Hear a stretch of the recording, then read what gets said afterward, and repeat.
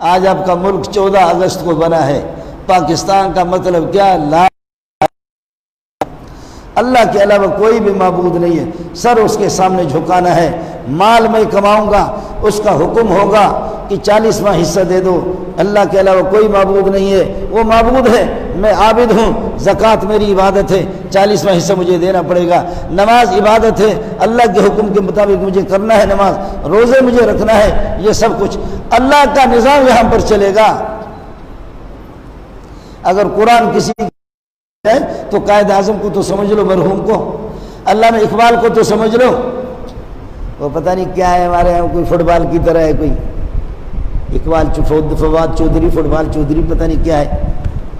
وہ کہتے سارے ماڈرن ہوتے تھے، ماڈرن تو لا الہ الا اللہ محمد رسول اللہ۔ پاکستان کا مطلب کیا؟ لا الہ الا اللہ۔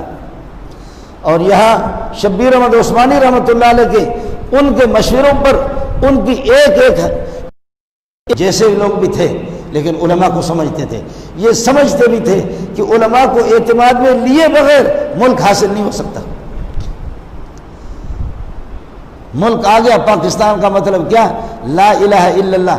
لا الہ الا اللہ کو، لا الہ الا اللہ محمد رسول اللہ کو مولوی منظور نہیں جانتا، لا الہ الا محمد رسول اللہ کا ترجمہ تقی صاحب نہیں جانتا، لا الہ الا محمد رسول اللہ کا عبدالرزاق اسکندر ترجمہ اور تشریح نہیں جانتا، لا الہ الا کے نظام کو بھائی عبدالوہاب مرحوم نہیں سمجھتا، لا الہ کے نظام کو مولانا احسان نہیں سمجھتا، لا الہ الا کے نظام کو مولوی خورشید بھی نہیں سمجھتا، لا الہ الا کے نظام کو مولانا مغفور اللہ نہیں جانتا، لا الہ الا کا ترجمہ اس کی تشریح اور تفصیلات فواد چودھری اور مولانا عمران خان جانتے۔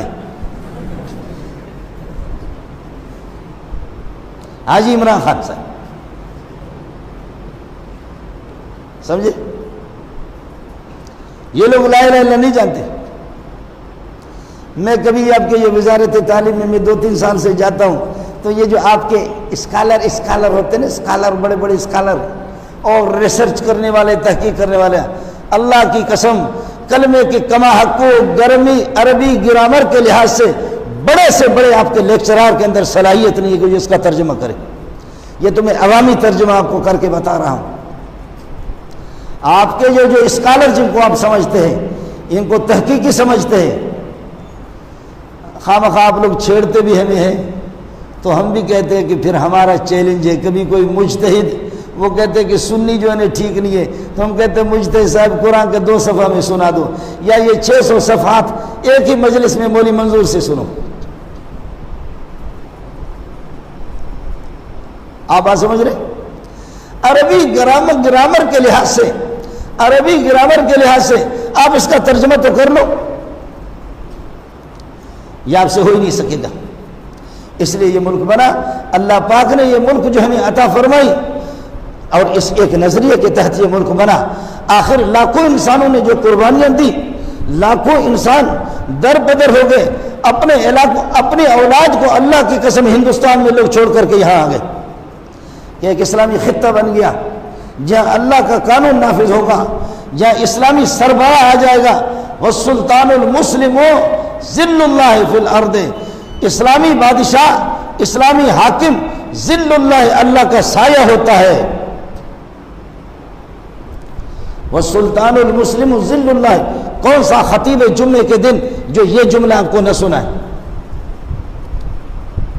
السلطان المسلم ذل اللہ۔ اور ہمارا جب سے پاکستان بنا ہے ذل اللہ تو ہم نے دیکھا نہیں ہے، عذاب اللہ دیکھتے رہے۔ جب سے پاکستان بنا ہے کوئی ذل اللہ دیکھا نہیں ہم نے،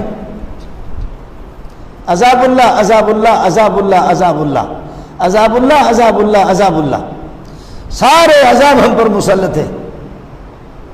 اب فرشتے بھی حیران ہیں کہ اس ملک کو غرق کر دے یا اس ملک کو، اس میں لٹیرے اور اس ملک میں دین کے دشمن اور ان کی حکمرانی اور بالادستی سب کچھ ان کے باغڈور۔ فرشتے کہتے اس ملک کو تہو بالا کر دو، لیکن اس ملک کے اندر آپ دیکھیں گے کروڑوں کی تعداد میں معصوم بچے، لاکھوں کی تعداد میں معصوم بچے، اور یہ کہ اللہ کا امیر، غریب، تبلیغی، غیر تبلیغی، تہجد گزار، اشراق، اوابین کے پابند، راتوں کو اٹھ کر کے تہجد پڑھنے والے بھی لوگ، اللہ فرماتے ہیں کہ ان کے لاج رکھتے ہوئے